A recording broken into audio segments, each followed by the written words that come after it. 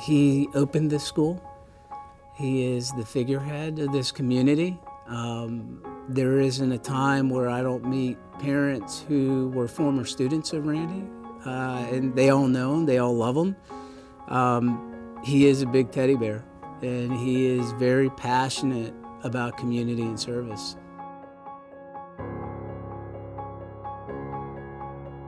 It was a beautiful day. The sun was shining. It was gorgeous. Mr. Sparling went over all the do's and don'ts of what you're supposed to do when you're out in public as a large group. We went, got on the buses, and then the buses took off. And, you know, we were hopefully on our way to have a great day. I just heard a terrible noise, and I saw some things flying across the windshield, and I was sitting right behind Randy, and I saw him jump up and run to the door, like not even a second. Jump up at the door, and I just heard him yell, "Call 911." You could see the glass and plastic and stuff hurtling towards the windshield of the bus. And as I see all of this plastic and stuff come to the bus, Randy jumps up, opens the bus door, and he's out of the door within like seconds. Well, it happened super fast. It was so fast, but Randy immediately was out of his seat.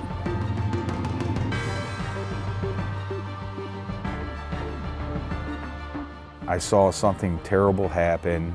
I knew because of the crash and the extent of what was going on, I knew I had to get off that bus as soon as possible, and I did. The motorcycle hadn't even stopped because the motorcycle was still going across Indian Lakes Boulevard before I even got off. I mean, when I got off the bus, it was still rolling, and I looked, you know, at 2 o'clock of my 2 o'clock, and the man was laying on the ground and he was bleeding profusely. I know if you don't stop the bleeding within 4 or 5 minutes, you're going to bleed out.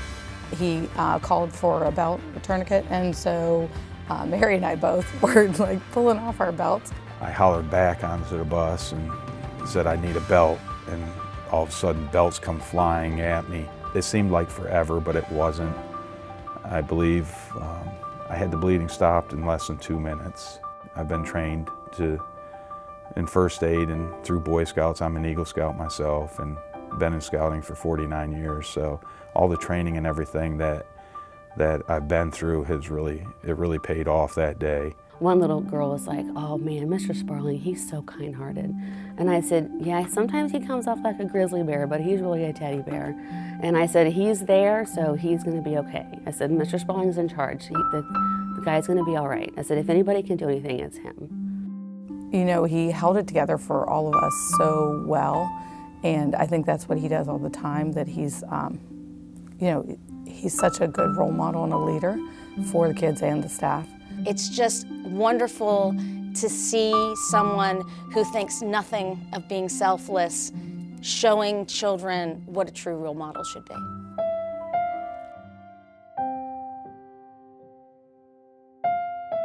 The firefighters called and said that, you know, they're in stable condition, and I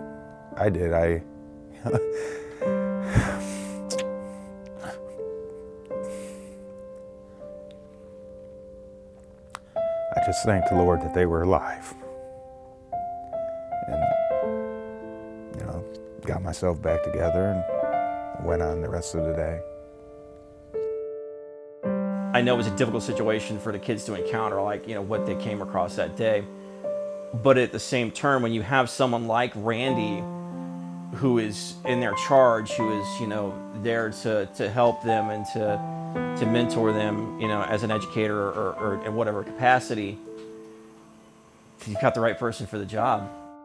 The entire time, the thing that I remember the most about Randy is he was constantly pointing, doing, communicating, talking in a very calm, strong voice.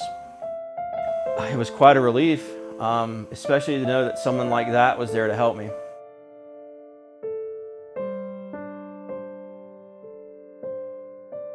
When I got to school on Monday,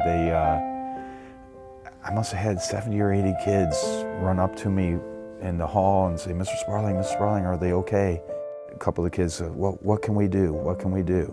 And I mean, they wanted to try to do a fundraiser. They wanted to do something for them. You know, we came up with making a poster, making a couple posters to put in each one of the rooms at the hospital and letting the kids sign them. And then all of a sudden, handmade cards started coming in. The kids were dropping them off at my office all day. And hopefully the kids learned, you know, that you can do good things, and there are good people in the world.